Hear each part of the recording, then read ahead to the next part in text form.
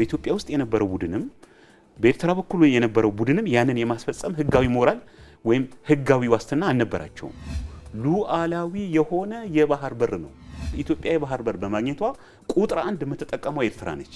ሃይ ስኩል መስራት የማይችል ሀገር ነው። አሁን ግብጽን የምትወስድ አሁን ኢትዮጵያን ማቆም አትችልም። ግብጽ ምንድነው ብለናል? የኒዮ ኮሎናይዘሮች ባንዳ ነው። ግብጻውያን ዲሞክራሲ የላቸው፣ መልካም አስተዳደር የላቸው። ሻዕቢያን ብትወስደው ኤርትራውያንን ምን ያህል ወደ ባርነት እንዳስገባቸው ታይቷል።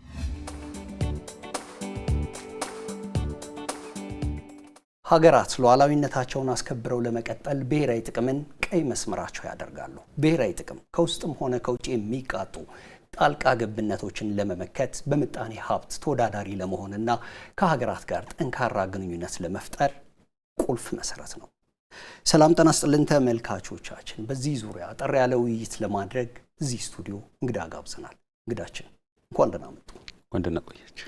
ብሔራዊ ጥቅም ከዓለም አቀፍ ግንኙነት አንጻር የሀገር ግብ ፍላጎትና የትኩረት አቅጣጫ ነው ሲባል መገለጫው ምንድን ነው? አገር ስንል እንደ ሀገር ማሳካት፣ መጠበቅ፣ ማድረግ የሚፈልጋቸው ነገሮች አሉ። እንደ ሀገር ለመቆየት ማለት ነው። አገር በሚለው ወይም ስቴት በሚለው ለመሄድ ማለት ነው። ስለዚህ ይሄ ዋነኛው ጉዳይ እንግዲህ የሁሉ ነገር ሰብስቦ የያዘ የውጭውም የውስጡም ፖሊሲዎች ሊሆኑ ይችላሉ፣ ስራዎች ሊሆኑ ይችላሉ፣ አጠቃላይ ሁኔታዎች የግንኙነቶቹ ጭምር የሚመሰርቱበት ትልቁ ጉዳይ ብሔራዊ ጥቅም ይባላል። እንግዲህ ብሔራዊ ጥቅም ስንል ህልውናውም፣ ደህንነቱም፣ ነጻነቱም አጠቃላይ እድገቱም የሚመሰረትበት ማለት ነው። እንግዲህ አሁን ባለው የዓለም ዘመናዊ ሁኔታ እንግዲህ ባለው ዘመናዊ የመንግስት አሰራር የአንድ ሀገር 3 ዋና ዋና ብሔራዊ ጥቅሞች አሉት ወይ እርከኖች አሉት። እንግዲህ እንደምናውቀው ማለት ነው። የመጀመሪያው ብሔራዊ ጥቅም ስንል ይሄ ኮር ናሽናል ኢንተረስት የምንለው ማለት ነው። እንግዲህ ይሄ ኮር ናሽናል ኢንተረስት ውስጥ ወሳኝ የሆኑት የህልውና ጉዳይ፣ የሉዓላዊነት ጉዳይ፣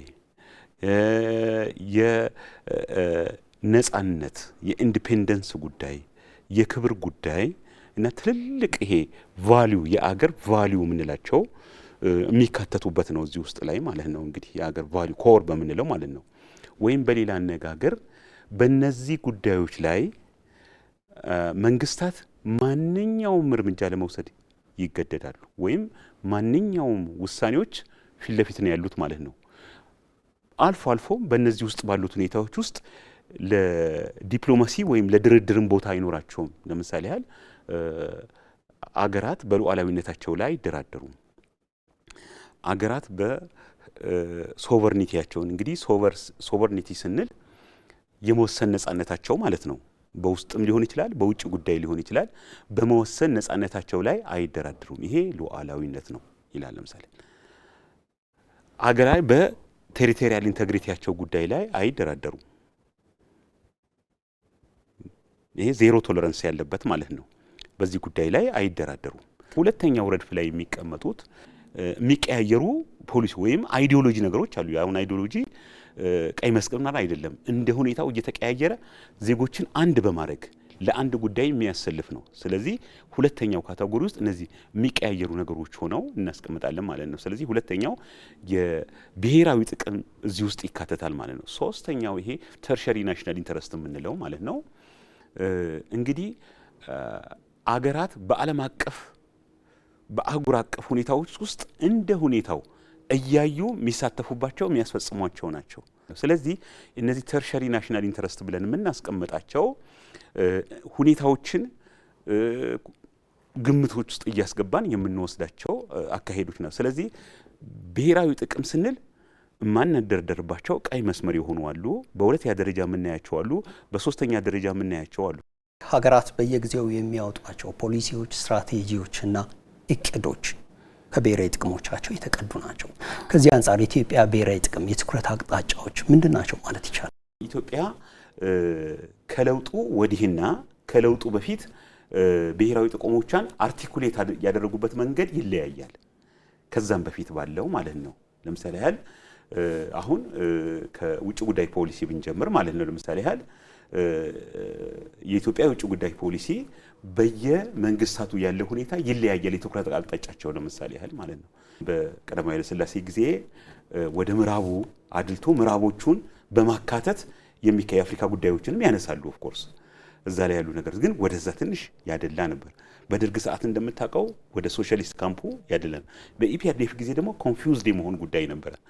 ክላሪቲ አልነበረውም በናሽናል ኢንተረስቱ ላይ ማለት ነው። የቅርብ ጊዜ ሆኖ እንኳን ብናይ አሁን በውጭ ጉዳይ ፖሊሲያችን ላይ አሁን ባለው ሁኔታ በውስጥ ፖሊሲ የተያዘ ነው። ኦፍ ኮርስ የባህር በር ማግኘት የህልውና ጉዳይ ነው። በኢትዮጵያ ሰርቫይቫል በመኖሯ በኢኮኖሚ ነፃነቷ ላይ የተመሰረተ ነው። ስለዚህ ቁጥር አንድ አሁን የኢትዮጵያ ኮር ናሽናል ኢንተረስት የሚባለው በውጭ ጉዳይ ፖሊሲ ላይ ስትወስደው አክሰሱ ዘ ሲ ነው። አሁን እንግዲህ ይሄ አክሰሱ ዘ ሲ ለምንድን ነው የሆነው ብለህ ማንሳት ትችላለህ። እዚህ ጋር አሁን ስትወስድ ማለት ነው አርቲኩሌት አድርጋለች ኢትዮጵያ። ከዛ በፊት ከለውጡ በፊት ያን ጉዳይ ማንሳት ስህተት ነው። ያ ምንድን ነው የሆነው ታዲያ? እንግዲህ የባህር በር ለምሳሌ ያህል ዝም ብለህ ከኢኮኖሚ እንኳን ብንጀምር ማለት ነው የባህር በር የሌለው ሀገር የኢኮኖሚ እድገቱ ከ20 እስከ 30% ዝቅ ያለ ነው። ኢትዮጵያ ያለችበት ጂኦፖለቲክስ ስናየው የአፍሪካ ቀንድ ነው። ከቀይ ባህር ጋር የተያያዘ ነው። የቀይ ባህር ደግሞ ትልልቅ አህጉሮችን የሚያገናኝ ነው። አፍሪካን፣ ኤሽያን እና ዩሮፕን የሚያገናኝ ትልልቅ አህጉር አስበው እንግዲህ እንደዚህ የሚያገናኝ ሴንሲቲቭ ኤሪያ የለም። በዓለም ደግሞ ከ12 እስከ 15% የሆነው የዓለም የንግድ ዝውውር በዛ በኩል የሚካሄድ ነው። ከ12 እስከ 15 የዓለም የንግድ ዝውውር ነው። በዛ አካባቢ ያለው የጸጥታ ሁኔታ ደግሞ መቆጣጠር ለአንድ ሀገር እያንዳንዱ የኢኮኖሚም የሌላም እንቅስቃሴው ጠቃሚ ነው። ስለዚህ ሁሉም ሀገሮች እዚህ ቦታ ላይ ኮንሰርን አላቸው ማለት ነው፣ ይሳተፋሉ። እንግዲህ ዝም ብሎ አይደለም እኮ ጅቡቲ ላይ ብቻ ያ ሁሉ ሀገር ወደ 11 ሀገር ወታደራዊ ቤዝ ያደረገው ማለት ነው። ሶማሊያ ላይ እንዴት እንደሚሆኑ ታያለ። አሁን ከላይ እስከታች ያለው ሁኔታ ታያለ። ባቢል መንደብን ይዘ ማለት ነው። አሁን የአካባቢ ባለመረጋጋቱ የኢትዮጵያም እንቅስቃሴ ነው የተጎዳው። አሁን ባለው ሁኔታ ብትወስደው በአሸባሪዎቹ ባለው በአካባቢው እንቅስቃሴ ምክንያት እስከ 45% የመርከቦች ዝውውር ወደ ሌላ ቦታ ሄዷል። ከቀይ ባህር በኩል ከመሄድ ይልቅ ረጅም መንገድ እንግዲህ የሎጂስቲክ ላይ የሚያመጣው ተጽዕኖ አስበው የመዘግየቱ የመወደዱ ምናምን ነገሮች ወስደ ማለት ነው። ስለዚህ ይሄ የባህር በር አለመኖሩ ውስጥ ላይ ጭምር ደግሞ ያለውን እንቅስቃሴ አካባቢ ላይ እንግዲህ አሸባሪዎች አሉ፣ በተለያየ መልክ የሚንቀሳቀሱ አካላት አሉ። በቀላሉ ይሄ ፓይራሲዎቹ ምናል በቀላሉ የምንጋለጥበት ነው። ስለዚህ ኢትዮጵያ ኮር ናሽናል ኢንተረስቴ ነው ብላ ስታስቀምጠው ቀላል ይሄንን ያስቀመጠችው። ሁለተኛ ስታስቀምጥ ጎረቤቶቿን ነው ያስቀደመችው አይደል እንዴ? ጎረቤቶቼ ቅድሚያ ያሰጣቸዋለሁ። ከለውጡ በፊት የነበረው ወደ አውሮፓ ወደ ምናምን የሚያደላ ነበር። ገንዘብ ይኖራል ምናምን ኢንቨስትመንት በሚል ሂሳብ ማለት ነው። ስለዚህ አሁን ግን ከጎረቤት ጋር ነው የምናድገው። እንግዲህ ኢትዮጵያ ለጎረቤት የሰጠችውን ያህል ቅድሚያ አግኝታለች ወይ ሌላ ጉዳይ ነው። ግን በረጅም ጊዜ የኢትዮጵያ የውጭ ጉዳይ ፖሊሲ በጣም ትክክል ነው። ምክንያቱም የተረጋጋች ሶማሊያ ለኢትዮጵያ ታስፈልጋለች፣ የተረጋጋ ጅቡቲ ለኢትዮጵያ፣ የተረጋጋ ኤርትራ ለኢትዮጵያ ያስፈልጋል። ሌሎቹም ቢሆን ማለት ነው። አሁን ለምሳሌ ያህል ትልልቅ ሁለት ውሃዎችን ሸበሌና ገናኔ ለሶማሊያ ሰጣለች። የሶማሊያ ግብርና 90% የት የተመሰረተ ነው? በኢትዮጵያ በሚሄደው ውሃ የተመሰረተ ነው። ለግብጽ 90% ፍሬሽ ውሃ የግብርና ውሃ የምታቀርበው ኢትዮጵያ ነች። እንግዲህ 86% የአባይ ውሃ የናይል ውሃ ከኢትዮጵያ ነው የሚሄደው። የሱዳን ኦልሞስት ሁሉም ማለት ትችላለህ ግብርናው የተመሰረተው ከኢትዮጵያ በሚሄደው ውሃ ላይ ነው። ኬንያ ብትወስድ ኦሞን ታቀርባለች። ለኤርትራ እንደዚሁ መረብን ታቀርባለች። ስለዚህ እነዚህ በዲፕሎማሲው አይነት ስትወስደው ምን ያህል ያስተሳሰሩ ናቸው። ፕላስ እንደ ዲፕሎማሲ ነገሮችም ለዲፕሎማሲ ሰጥቶ መቀበል ነው። ገብቶሃል? ሰጥቶ መቀበል ነው። ስለዚህ ከዚህ አንጻር እዚህ ላይ ያሉትን አካባቢዎች በዚህ ሁኔታ የተሳሰሩ ናቸው። ስለዚህ ኢትዮጵያ ያላት ተጽዕኖ ቀላል አይደለም። ሌላው ኢትዮጵያ ምንድነው በውጭ ጉዳይ ፖሊሲዋ ላይ የሰጠችው ናሽናል ኢንተረስቴ ነው ኮር ነው ያለችው ሪጂናል ኢንተግሬሽን ነው። እንግዲህ አሁን በተናጠል መንፈታቸው ችግሮች የሉም። የሰላሙም ቢሆን የኢኮኖሚም ቢሆን ያጠቃላይ ቢሆን አሁን ባለው ሁኔታ በተናጠል ተሯሩጦ የተወሰነ ይቀንስ እንደሆነ እንጂ ችግሩን መፍታት አይችልም። በአካባቢ ያሉትም ሀገሮች በዓለምም ያለው ሁኔታ። ስለዚህ በጋራ ሆነን ነው መስራት ያለብን። ያ ሪጂናል ኢንተግሬሽን ወደፊት ለምን መሰረታት አፍሪካ መሰረት የሚሆን ነው። ከኢትዮጵያ ብሔራዊ ጥቅሞች መሰረታዊ ግቦች ውስጥ ሀገራዊ ህልውናና ደህንነት፣ ኢኮኖሚያዊ ብልጽግና፣ ፖለቲካዊ አቅምና ተጽዕኖ ፈጣሪነት በዋነኝነት ይጠቀሳሉ። እነዚህን ስኬቶች እናንሳ። የኢትዮጵያ ህልውና አሁን ባለው ሁኔታ ትልቁ የሚፈታተነው ውስጥ ያለው እድገት አለ። ውስጥ ያለው እድገት በስነ ስርዓት እየሄደ ነው እንደምናየው ማለት ነው። የሚታይ ነው። አሁን ውስጥ ያለው የኢኮኖሚ እድገት፣ የዲሞክራሲው መሻሻል፣ ኢንክሉሲቭ የሆነ ውይይት በማድረግ ምን በማድረግ ያለው ሁኔታ ምርጫው እንግዲህ ክሊር የሆነ ሁሉም ያየበት ሁኔታ እየሄደ ያለ ነው። እንግዲህ ይሄ ከህልውናዎች ጋራ ተያይዘው የሚሄዱ ናቸው። መረጋጋቱ፣ በውይይት ችግሮችን መፍታቱ ይሄ እንዳለ ሆኖ ማለት ነው። አሁን ከውጭ ጉዳይ ጋር ደግሞ በምንሄድበት ጊዜ ደግሞ ኢትዮጵያ ምንድን ያለችው እንግዲህ ከየትኛውም ጋራ አብሬ እሰራለሁ፣ ግን ስሰራ የኔም ናሽናል ኢንተረስት ቀይ መስመሮች ሊኖሩ ይችላሉ አይደል? አሁን ለምሳሌ የባህር በሩን ጥያቄ ስታቀርብ እኮ ዝም የህልውና ጉዳይ ነው አይደለ? ያ ባለመሆኑ ምክንያት ኢትዮጵያ ውስጥ የሚታየው የኢኮኖሚም የጸጥታም ችግር ግልጽ ሆኖ ዓለም ያወቀው ነው። ከሁሉ በላይ ደግሞ ለሺህ ዓመታት ኢትዮጵያ የባህር በር ባለቤት የነበረች ሀገር ነች። እንግዲህ አሁን በዛ ተንኮል እንግዲህ ህጋዊ የነበረ መብቷን ራሷ የገነባቻቸው ወደቦች አስበው እንግዲህ በጂኦግራፊም ቢሆን ቅርብ የሆነ ከ50 ኪሎ ሜትር ያልበለጠ በታሪካዊነትም የራሷ የነበረ በሞራልም ጭምር ስትወስደው አንድ ማህበረሰብ ራሴ ይችላልው ሲል ሌላው ላይ ቀርቅሮ አይደለም የሚሄደው። ስለዚህ ከዚህ አንፃር ያለው ጉዳይ አሁን ኢትዮጵያ ላይ በሰፊው ውይይት የሚደረግበት ነው። እንግዲህ ብዙ ችግሮች አሁን እዛና እዚህ የሚከሰቱት እኮ ይሄ ጥያቄ ስላቀረበች ነው በዋናነት። ለምን የህዳሴው ግድብ የአባይ ጉዳይ ተፈቷል። በመሰረታዊነቱ ህዳሴው ሲገነባ የኢትዮጵያ ዲፕሎማሲ የኢትዮጵያ ግንኙነት 180 ዲግሪ ነው ወደ ትክክለኛ ፊቱን የመለሰው። ለሺህ ዓመታት ያንን ውሃ ለራሷ መጠቀም አልቻለችም ነበር። ለዲፕሎማሲዋም ይሁን ለኢኮኖሚ ጥቅሟ። እንግዲህ ውሃ ማለት ፋብሪካ ነው። ውሃ ማለት ህይወት ነው። ውሃ ማለት ኤነርጂ ነው። ውሃ ማለት ዲፕሎማሲ ነው። አልተጠቀመቻቸውም ውሃዎቿን። ለዚህ ጉዳይ ቢዚ እንድትሆን ነው የተደረገው። ውስጥ ባለው ባንዳም ውጪ ባለው ኒዮ ኮሎኒያሊዝም ተላላኪም ማለት ነው። ስለዚህ አሁን ከዚህ ያለው ስታነሳ ህጋዊ መብቴ ነው። እስካሁን ድረስ ያ ህጋዊ መብት አልተሻረም። በተባበሩት መንግስታትም ባለው ሁኔታ ያንን ህግ ሻር የለም። በህግም አልተወሰደባትም። ምክንያቱም ያንን ጉዳይ የፈጸሙት በኢትዮጵያ ውስጥ የነበረው ቡድንም በኤርትራ በኩል የነበረው ቡድንም ያንን የማስፈጸም ህጋዊ ሞራል ወይም ህጋዊ ዋስትና አልነበራቸውም። ህግ አልፈቀደም። መንግስት አይደሉም በዛ ሰዓት ላይ። ስለዚህ እንዲህ አይነት አገርን የሚጎዳ ውሳኔ የሚወስን መንግስትም የለም በዓለም። ያኛውም ቢሆን ራሴ እችላለሁ ካለ ይሄን መጉዳት የለበትም አይደለ? ነፃነት የጋራ ነው። አንዱ ነፃ ሆኖ ሌላው ሊሆን አይችልም። ይሄ በራሱ በቃ ኮሌክቲቭ ነው ኔቸሩ ራሱ። ስለዚህ ይሄን ጉዳይ ስታቀርብ ዓለም አዎ እኛ ያኔም ቢሆን ምን ሆናለች ነው ያለው። እንግዲህ አሜሪካኖቹ በቀደም የወሰዱ ናቸው። የባህር በር ይገባታል እኮ ሲል የራሷ መሪ ነው አይሆንም ብሎ የመቀለድ አይነት መልስ የሰጠው። ምክንያቱም ያው አሳይመንቱ ነው። በእርግጥ ያን ካልሰራ ያ ቡድን ይኖራል ወይ አይኖር። ለዛ ቡድን የተቋቋመው ኢትዮጵያ እንዳትረጋጋ ለማድረግ ነው የተቋቋመው ቡድኑ። ስለዚህ ከዚህ አንፃር ያሉት የኢትዮጵያ ብሔራዊ ጥቅሞች ውስጥ ላይ ያለውን እየፈታ ስትሄድ የመጡት በረከቶችን አይተናል። አሁን የህዳሴው ግድብ እኮ ያመጣው አፍሪካን በኃይል የማገናኘት የቱሪዝሙን እንቅስቃሴ እንዴት ከፍ ሊያደርገው እንደሚችል፣ የግብርናውን የአሳ ማምረቱን እንቅስቃሴ እንዴት ከፍ ሊያደርገው እንደሚችል፣ በአጠቃላይ ተጋላጭነቷን በብዙ ፐርሰንት ሊቀንሰው እንደሚችል ግልጽ ነው። ስለዚህ የባህር በር ደግሞ ሲገኝ እንዴት አይነት ሙሉ አሁን የባህር በር ስጠይቅ ኢትዮጵያ ዝም ብሎ የባህር በር አይደለም የጠየቀችው፣ ሉዓላዊ የሆነ የባህር በር ነው። ዝም ብሎ የባህር በር አይደለም። አሁን እኮ ጥያቄው ሙሉ ነው።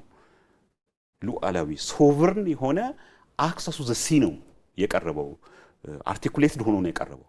ይሄ ደግሞ በኃይል አይደለም። እነዛ መብቶች አሉኝ። መብቴ ሲከበር የሌላውን መብት በሚጠቀምበት ሁኔታ አሁን ኢትዮጵያ የባህር በር በማግኘቷ ቁጥር አንድ የምትጠቀመው ኤርትራ ነች። ብዙ ጊዜዋን የምታባክነው ወጪ የምታወጣው ያንን የተሰጠው ያ ለሻዕቢያ የተሰጠው አሳይመንትን በማድረግ ኤርትራውያን ተጎተውበታል፣ ተሰደውበታል። እንግዲህ ያ ሃይ ስኩል መስራት የማይችል ሀገር ነው። አሁን እንግዲህ እድገት ልንለው አንችልም፣ ነፃነት ልንለው አንችልም። ምክንያቱም ይሄኛውን ሀገር ጎትቶ ሊሄድ አይችልም። ስለዚህ እንግዲህ አሳይመንቱ ኤርትራውያንን ለማሳደግ እንዳልሆነ እኮ ግልጽ ነው።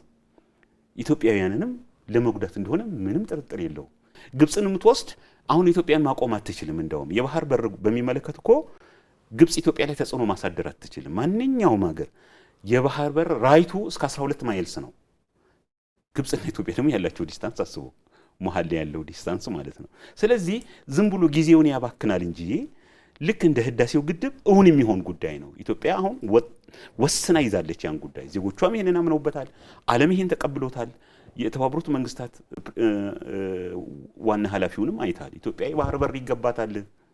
እዚሁ እኮ ቆሞ በአፍሪካ ህብረት የተናገሩት እንግዲህ እዛም ቢሆን ያንን የተቃወመ አካል የለም። ስለዚህ ውስጥ ላይ ያለው አርቲኩሌትድ ሆኗል። ከዲሞክራሲ አንጻር ያለው ደግሞ ያለው ኢምፕሩቭመንት አይተነዋል። ኢትዮጵያውያን ከእንግዲህ በኋላ የስልጣን ሽግግር የምናደርገው በሰላማዊ መንገድ ነው፣ በዲሞክራሲያዊ መንገድ ነው። ህዝብ ነው የሚወስነው፣ ስልጣን የሚመነጨው ከህዝብ ነው ብለው ይዟል። የኢትዮጵያ ጂኦስትራቴጂካዊ ተፈላጊነት፣ የታሪካዊ ጠላቶቿ ያልተገራ ፍላጎትና የባንዳዎች ለጸረ ኢትዮጵያ ኃይሎች ተላላኪ መሆን የመሳሰሉት በኢትዮጵያ ብሔራዊ ጥቅሞች ላይ ከተጋረጡ ዋና ዋና አደጋዎች መካከል ይጠቀሳሉ። መገለጫዎቹን እናንሳ እስኪ። አሁን እንግዲህ የኢትዮጵያ የጂኦ ስትራቴጂክ ቫሊዩስ ክሊር ናቸው በዓለም። የመጀመሪያ ለምሳሌ ብንወስድ የኢትዮጵያ ስትራቴጂክ ቫሊዩ ወይም በዓለም የምትፈለግበት ዋነኛው ምክንያት ምንድን ነው ብለን ካል ለዓለም ውዱን ነገር አቅርባለች፣ ነጻነትን። እንግዲህ ነጻነት በብር የሚገዛ አይደለም። ኢትዮጵያ ያቀረበችው ነጻነት በህይወት ጭምር የተከፈለ ነው። ለዓለም ህዝብ በሙሉ ነው። ለጥቁሩም ለነጩም እኮ ነው። ምክንያቱም ነጻነት የጋራ ነው። በተለይ ለአፍሪካውያን ደግሞ እንደዛ በጨለማ ውስጥ በነበሩበት ሰዓት ኖ የሰው ልጅ እኩል ነው፣ ማንም ከማንም አይበልጥም የሚለውን አድዋ ላይ ሁሉም ኢትዮጵያውያን ከፍለው ያሳዩበት ነው። ለዓለም ብርሃን የፈነጠቁበትን። ይሄ ማንኛውም ነገር ወደፊት የሚያደርገው አይደለም። እስከ ዛሬም አልተደረገም ከኢትዮጵያውያን ውጪ ማለት ነው። እንደዚህ አፍሪካውያን ደዛ እንግዲህ አስበው አፍሪካውያን 200 ምናምን ዓመት በባርነት አሳልፈዋል። ከዛ ቀጥሎ በቀጥታ በኮሎኒያሊዝም ውስጥ አሳልፈዋል። ከዛ ነው የሰው ልጅ እኩል ነው ብላ ለዓለም ለጎረቤቶቿም ለአጠቃላይ ለአፍሪካ ያቀረበችው ይሄ ነው። ያ ደግሞ አፍሪካውያን ነፃ እንዲሆኑ ኢንስፓየርድ ያደረጋቸው ነው። ፓን አፍሪካኒዝምን የወለደ ነው። እንግዲህ ሁለተኛ ለዓለም ያበረከተችው ጂኦፖለቲክስ ተፈላጊነቷ አሁን ያለችበት ሎኬሽን ነው። የአፍሪካ ቀንድ እምብርት ነች ኢትዮጵያ። የአፍሪካ ቀንድ የቀይ ባህር ካለ ኢትዮጵያ በፍጹም ሊረጋጋ አይችልም። ኢትዮጵያ ትልቅ ህዝብ ያለው ነው። ኢትዮጵያ ትልቅ የጸጥታ አፓራተስ ያለው ነው። ኢትዮጵያ በመንግስትነት በጣም በሺህ ዓመታት ካሳለፉ ጥቂት ሀገሮች አንዱ ነው። ስለዚህ ሁለተኛው አሁን ያለችበት የቀይ ባህር አካባቢ ብሬን መሆኗ ይሄ አሁን ያለውን የዓለም አቀፍ ሁኔታ ለማስከበር ዓለም ከኢትዮጵያ ጋር መስራት ግድ የሚለው ሰዓት ነው። እየሰሩም ነው። አሁን እንግዲህ ይሄ ቀደም ሲልም የነበራት ኤክስፒሪየንስ አለ። ይሄ የሰላም ማስከበሩን ጨምረህ ማለት ነው። ሌላው ሪሶርሷ ነው። እንደምታውቀው ትልቅ ህዝብ አላት፣ ትልቅ ሪሶርስ አላት፣ ትልቅ የተፈጥሮ ሀብት አላት ለዓለም የምታበረክተው። አሁን ባለው ደግሞ በአራተኛ ደረጃ የምታበረክተው ምንድነው? አሁን የያዘቻቸው ፖሊሲዎች ናቸው። እንግዲህ ዓለም አንተ ጋር ሲመጣ እኮ የሆነ ነገር ማግኘት አለበት አይደል? ጊቭ ኤንድ ቴክ ነው ዲፕሎማሲም ንግዱ ምናምን ብለናል። ስለዚህ ኢትዮጵያ ሲመጣ ዛሬ ማዕድኑ አለ፣ ኢንቨስትመንቱ አለ። ለዓለም ትልቁ አደጋ ከኒውክሌር በላይ አሁን ክላይሜት ቼንጅ ነው። ይህንን በመዋጋት ሞዴል ሆና የቀረበች ሀገር ነች። አሁን ኢትዮጵያ አሁን ግሪን ሌጋሲው ግሪን ዲፕሎማሲም ያመጣል ማለት ነው። ለወንድሞቿ ለአፍሪካውያንም ለዓለምም ጭምር ማለት ነው።